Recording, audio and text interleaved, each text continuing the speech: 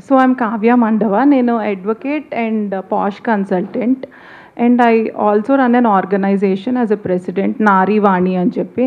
It extensively works for women rights and awareness. We run awareness campaigns as well.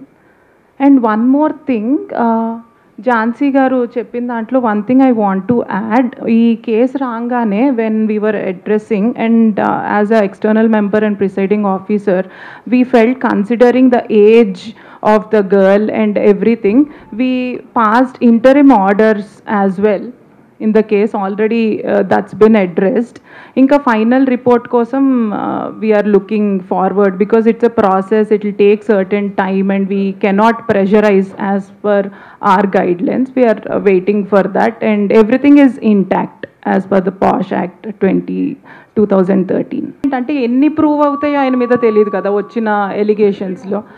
వ్యతిరేకంగా వచ్చినప్పుడు based on that we can discuss and we will decide on, even it can go to suspending him or banning him completely, not in this particular case, in general. అలా వ్యతిరేకంగా వచ్చి prove చేస్తే అలాంటి చర్యలు తీసుకోవచ్చు, and అలానే compensating the victim.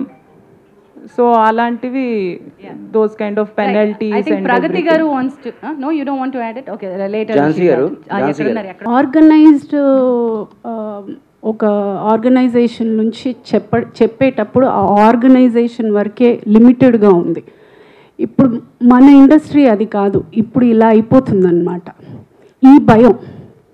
ఈ భయం వల్ల అమ్మాయిలు రాలేకపోతున్నారు. ఇలా వచ్చి వాళ్ళు అనుకునేది ఆ అమ్మాయికి జరిగింది కాకోకుండా కొంతమంది మీరు ఏమనుకుంటున్నారు, లేకపోతే ఆ గ్రౌండ్లో కొంతమంది అసలు సిచ్యువేషన్కి సంబంధం లేని వాళ్ళు వచ్చి కూర్చుని ఆ సిచ్యువేషన్ని ప్రత్యక్షంగా చూసినట్టు మాట్లాడడం వల్ల ఈ ప్రాబ్లం అవుతుందన్నమాట.